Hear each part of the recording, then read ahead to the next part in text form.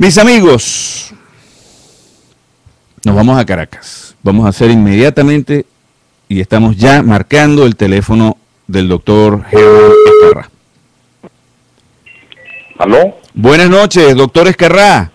Hola, Paul, ¿cómo estás? Bien, muy bien, doctor Escarrá. Muchísimas gracias por regalarnos estos minutos. Gracias por compartir con nosotros. Bienvenida a esta Radionex, que es su casa. Doctor Escarrá, esta mañana usted tuvo una entrevista en Venezolana de Televisión, donde pues al terminar la entrevista las redes sociales, los medios se encendieron muy fuerte y pues empezaron a surgir una cantidad de hipótesis y de afirmaciones y de frases sobre la tendencia política del doctor Germán Escarrá. Yo quiero comenzar esta noche, doctor, con una pregunta por todo el camino al medio, que es la que se preguntó todo el mundo hoy, que es la que se formuló todo el mundo hoy.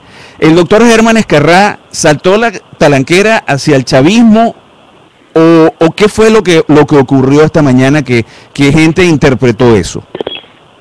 Bueno, mi querido amigo Paul, en primer lugar, cordiales saludos a tu esposa y a todos allá. Gracias, doctor. Bueno, para mi asombro, yo fui invitado a Venezolana de Televisión después de Leopoldo López, el economista Guerra, y de una serie de personalidades de la oposición. Y acepté una vez que vi que varias personas de la oposición habían asistido a entrevistarse con el periodista Villegas. Cuando se inicia la conversación, yo digo, debes recordar que yo soy una persona de la oposición. Pero no solo soy de oposición, sino que soy independiente. Y no solo soy independiente, sino que tengo convicciones democráticas. En ese momento se producen, por decirlo así, varios bloques de preguntas que se pueden sintetizar de la siguiente manera. Un primer bloque de preguntas donde yo explico que Venezuela no ha debido salirse del sistema interamericano de derechos humanos y objeto la conducta presidencial, la conducta del régimen, por cuanto la Constitución venezolana establece a la letra, la Convención Americana de Derechos Humanos en los estados de excepción. Por lo tanto, no es un camino a seguir el simplemente denunciar la Convención, sino que habría que reformar la Constitución si fuera el caso. El segundo bloque me llevó a afirmar lo que he afirmado durante toda mi vida, desde ser un joven profesor hasta hoy día, incluso en la constituyente, que yo estaba en desacuerdo con la reelección presidencial. Yo soy de la tesis de que sea 5 o sea 6 años, preferiblemente 5, es lo que debe cumplir un presidente de república y no debe haber reelección de manera absoluta. Luego cité la doctrina de Simón Bolívar en el discurso de Angostura y señalé con mucha claridad que el pueblo se acostumbra, cuando un mismo funcionario permanece en el poder, a ser gobernado, el funcionario a gobernar y el pueblo a obedecer, de donde nace la usurpación y la tiranía. De tal manera que fue con un espíritu crítico, respetuoso, pero un espíritu crítico. Luego me hacen una pregunta sobre el documento sobrevenido, que no el programa de la MUD, sino Mesa de la Unidad Democrática, sino el documento sobrevenido que anda por allí. Yo le dije, yo lo tengo, yo lo he estudiado, debo comenzar por decir que yo escuché a Ramón Guillermo Aveledo, de quien tengo las más altas opiniones, considero que es un venezolano honorable, y él señaló que la oposición ni la Mesa de la Unidad tienen nada que ver con ese documento. Comencé diciendo eso, y de inmediato dije, leí el documento, ese documento tiene críticas severas y serias, porque realmente es un documento, quien quiera que lo haya hecho, de disolución de la República, es un documento que establece una serie de medidas que quien quiera que se le ocurra tomarlas va a generar una situación bastante conflictiva en el país. El programa termina con una pregunta sobre Chávez en San Fernando de Apure y la situación que se presentó allí, donde el presidente, además de llorar, estuvo en una situación verdaderamente difícil. Yo dije, bueno, todos lloramos, yo entiendo que eso es un acto de orden personal en el que yo no debo estar opinando. Eso fue en general el programa. Mi asombro fue que yo, bueno, me voy a mis actividades normales y me empiezan a llamar amigos diciendo que en las redes se inició, además con frases que yo no he dicho, con opiniones que yo no he dado, por cierto, de una grandísima irresponsabilidad de muchísima gente, bueno, y lograron generar una especie de alarma en todo el país, al punto que a mí me han llamado de todos los estados, de todos los sectores, de todos los lugares de Venezuela. Entonces, por supuesto, esto es para mí verdaderamente lamentable, después de tantos años de lucha, con tantos problemas, con tantas cosas que han ocurrido. Bueno, en las redes sociales no solamente me han atacado, se han metido con mi familia, se han metido con Eduardo, han dicho cosas verdaderamente desproporcionadas y sobre todo carentes de fundamento. Es decir, se desató la canalla. La canalla pues anda por allí, bueno, y lamentablemente me tocó esta situación. Concluyo diciendo, número uno, yo soy una persona de la oposición, como lo dije empezando el programa. Número dos, no soy el único que fue al programa, sino que ese programa antes de mí estuvo Leopoldo López y estuvo una serie de dirigentes de la oposición. Y a mí me parece importante que esa televisora que la ve la otra mitad de Venezuela, pues también escuchara los puntos de vista. Creo que por eso es que los dirigentes de oposición estamos yendo a esa invitación, pues que le están haciendo, no sé con qué criterio, pero que se está haciendo a los distintos sectores de la oposición. En tercer lugar, yo no critiqué el programa de la Mesa de la Unidad, sino que mi crítica estuvo dirigida a un documento que señalé yo mismo, que no era de la Mesa de la Unidad ni de la oposición, sustentándome en los criterios de Ramón Guillermo Aveledo.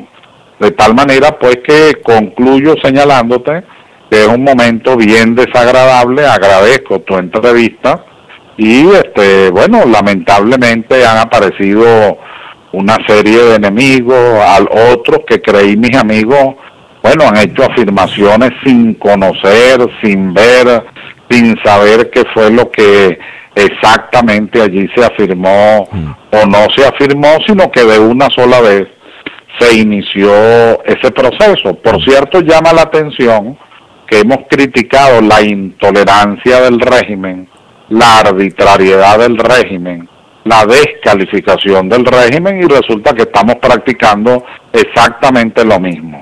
La descalificación sin fundamento, la arbitrariedad sin fundamento y la intolerancia en grado superlativo.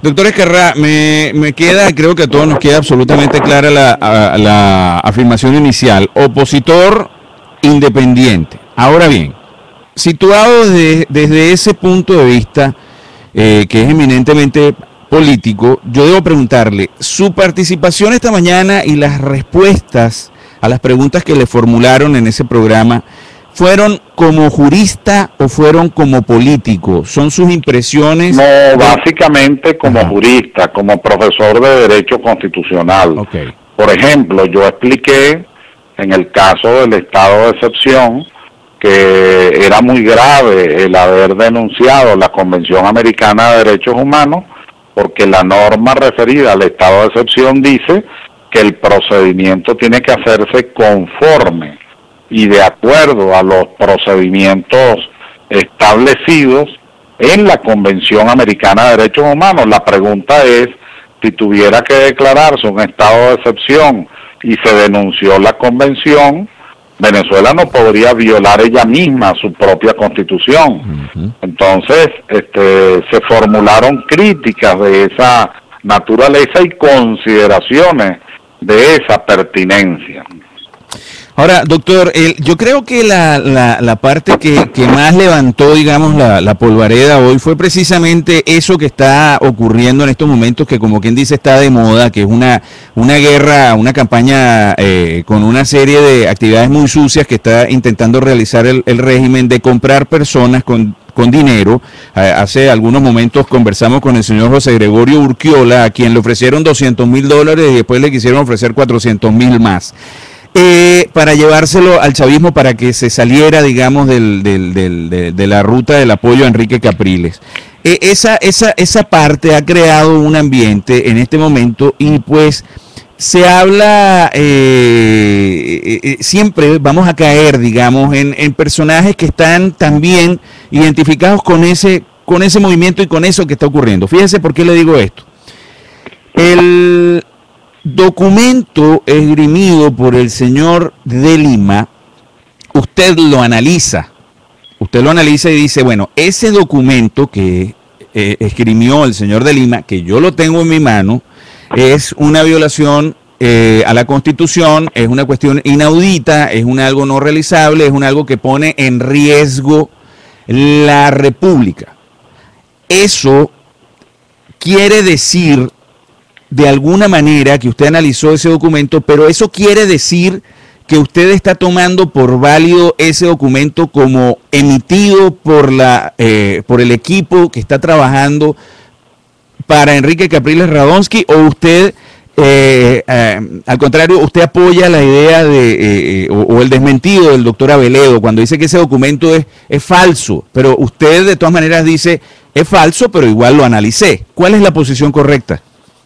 Bueno, la que acabas de decir, es un documento falso. Okay. Yo ahí expliqué que me fundamentaba en el criterio serio, responsable de Ramón Guillermo Aveledo, okay, que habló en nombre de todos nosotros, de la Mesa de la Unidad y de la Oposición, pero que era un documento que había que analizar independientemente de cuál fuera su origen. Y ahí fue donde yo hice las consideraciones críticas de naturaleza constitucional. Luego, su opinión sobre el Consejo Nacional Electoral, doctor Ezquerrá, es de alguna manera es una opinión positiva. Usted ve, de alguna manera dice que hay un trabajo hecho por parte del Consejo Nacional Electoral. Y yo quisiera explicar un poquito más con base jurídica el planteamiento esa afirmación. Sí. Paul. Ajá, dígame. Sí, el candidato Capriles, el que yo apoyé fue Pablo Pérez, pero el candidato Capriles y todos los candidatos a las primarias se subordinaron, llegaron a acuerdos y pidieron la intervención y orientación del Consejo Nacional Electoral. ¿Cómo vamos a decir ahora que el Consejo Nacional Electoral no puede proclamar en un momento determinado una de las dos candidaturas? O sea, ¿cuál sería el argumento para yo decir, bueno, sirvió para las primarias, pero no sirve para la candidatura presidencial? Primera observación. Pero la segunda observación es que desde mi punto de vista, la única posibilidad que existe de producir modificaciones es la que en algún momento pudiera hacer el gobierno. Ahí es a donde hay que tener un criterio nacional e internacional de apoyo a la estructura electoral si de verdad tenemos el convencimiento de que la oposición va a ganar. Porque si yo tuviera el convencimiento de que vamos a perder, bueno, yo estaría cantando fraude desde ahorita. Pero como tengo el convencimiento de que la oposición va a ganar, a mí lo que me interesa es que sea homologado, sea legitimado, sobre todo por razones internacionales, claramente comprensibles por la entidad constitucional a quien eso corresponde. Bien. Doctor, otro punto importante. Tengo una llamada en espera que le voy a pedir que me regale un par de minutos porque tengo una agenda de preguntas que quiero hacerle y luego vamos a dar, por supuesto, la entrada a las llamadas telefónicas.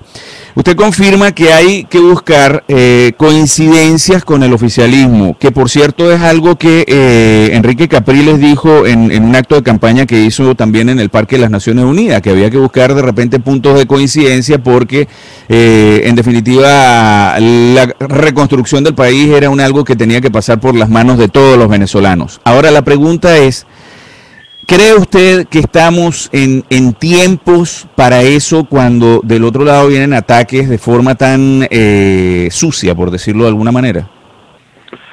Yo lo veo de esta manera. Cuando Venezuela se desestabilizó con la acción guerrillera, en la parte final del periodo de Rómulo Betancourt, luego Raúl León y finalmente con Caldera, se hizo la pacificación para institucionalizar al país.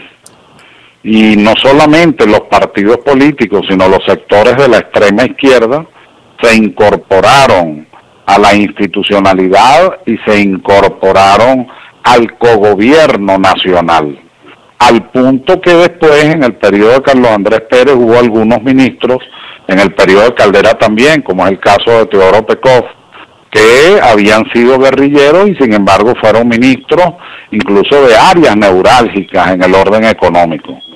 Yo soy de los que cree que una Venezuela dividida en pedazos, nosotros tenemos que unirla para poder salir adelante.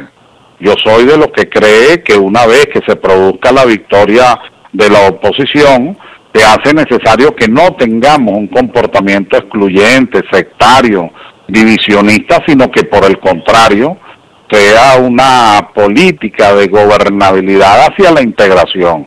¿La integración con quién? Con aquellos sectores no delincuentes, la integración con aquellos sectores no corruptos, la integración con aquellos sectores, cualquiera sea su origen, que pueda dar aportes fundamentales al desarrollo y al progreso de Venezuela. Doctor, le voy a hacer una pregunta que para mí es simplemente inaudita tener que hacérsela, y me parece que es una tremenda falta de tacto, pero yo se la voy a hacer, doctor, y por supuesto, como siempre aquí en la estación, usted es libre de responderla si lo desea, si no lo desea, no. Y no le estoy poniendo dramatismo, pero se trata de que nosotros no queremos ser parte de un aparato que juegue a la difamación. Una periodista el día de hoy escribió en una red social que desenmascararía lo escribí por aquí, al bandido Germán Escarrá. Yo quisiera que por favor usted se tomara unos minutos, si lo desea, solo si lo desea, para analizar un poquito esa frase, doctor. Bueno, digamos que ese es un criterio, es una dama y para mí es difícil ponerme en un plan de responder, aunque yo la conozco, ella está muy investigada, ella es muy conocida, yo conozco toda su actividad en relación al caso Fujimori, conozco también su actividad con una serie de personalidades muy comprometidas en el orden de la delincuencia en Venezuela, pero yo prefiero esperar que exprese lo que tenga que expresar y por supuesto, si lo considero pertinente, haré la réplica correspondiente, ubicando cuáles son las características de esa persona, cuáles son sus relaciones, que yo las conozco la mayoría, y además no solo cuáles son sus relaciones, sino cuál ha sido su verdadero comportamiento. Yo tengo una opinión muy nefasta de esa persona. De hecho, en alguna oportunidad ella me demostró su animadversión, primero a una hija mía, mi hija mayor, y después su animadversión personal, y por supuesto se ve que lo que está es esperando la oportunidad, cree ella que esa oportunidad le llegó, de intentar mediante la retaliación verbal y escandalosa, intentar descalificar una conducta, una trayectoria. Doctor, su opinión sobre la situación del caso del diputado Juan Carlos Caldera y la presunción de inocencia que usted comenta hoy en el programa. Bueno, yo no creo que estoy de acuerdo, y así lo dije, con la decisión que toma el candidato de la oposición en el sentido de suspender inmediatamente al joven Caldera, pues al diputado Caldera. Pero yo no creo que nosotros debamos convertirnos en una especie de corifeos o en una comparsa para colocarlo contra la pared, para agredirlo, para descalificarlo moralmente. Ese muchacho dio la cara, ese muchacho no ha salido corriendo, ese muchacho está enfrentando las cosas y hay un principio general, al menos del Estado de Derecho, que es el principio de presunción de inocencia. Hasta que no se produzca una decisión definitiva y firme, él tiene como mínimo el derecho a defenderse, el derecho a replicar, el derecho a presentar pruebas, el derecho a presentar puntos de vista distintos de los que el régimen amañadamente presentó a través de un empresario bastante descalificado en el orden moral.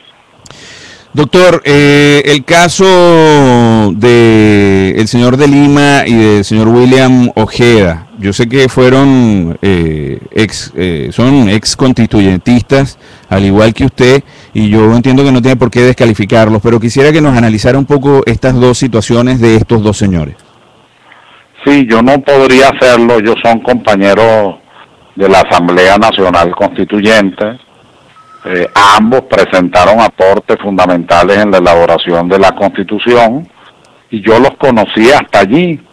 Yo no los conozco en otros ámbitos porque cuando yo digo soy un opositor independiente, lo que estoy diciendo es que no milito en ningún partido político, que no estoy en ninguna estructura política ni en ninguna organización política, sino que me muevo en el mundo de los independientes. En el caso de ellos, ambos han pertenecido a partidos políticos importantes, han ocupado cargos de suma importancia, han ocupado cargos de representación popular, tanto en la Asamblea Nacional, creo que en el caso de Lima, gobernador del estado de Anzoátegui, entonces para mí presenta una gran dificultad el yo entrar a hacer consideraciones de por qué lo hicieron, cuál fue la razón final, qué fue lo que pensaron. Yo respeto la disidencia, yo respeto la idea distinta, yo respeto el principio de pluralidad, independientemente de que pudiera estar o no de acuerdo, independientemente de que yo pudiera tener, como en efecto tengo, puntos de vista radicalmente opuestos y por supuesto distintos. Doctor, esto que ha ocurrido hoy es parte de la guerra sucia que intenta el régimen sobre personas específicas en estos 19 días y fracción previos a las elecciones del 7 de octubre.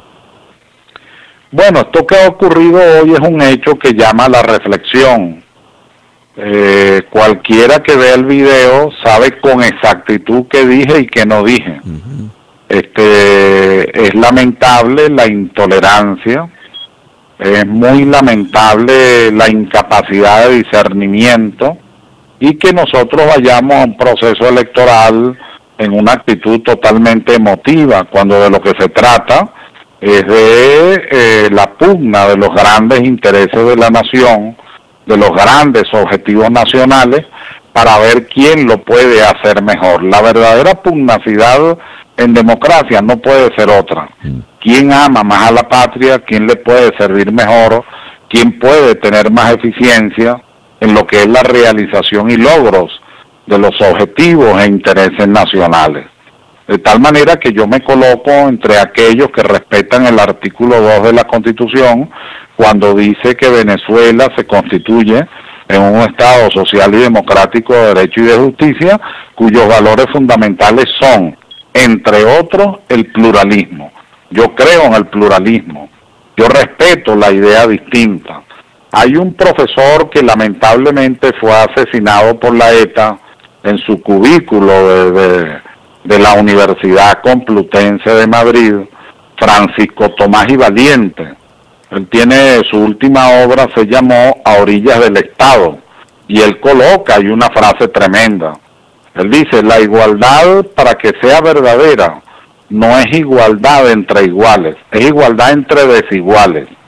Y es la conciencia que nosotros debemos tener del otro distinto y de la reciprocidad y respeto en deberes y derechos. Bueno, yo creo en ese código ético que es muy propio de la democracia.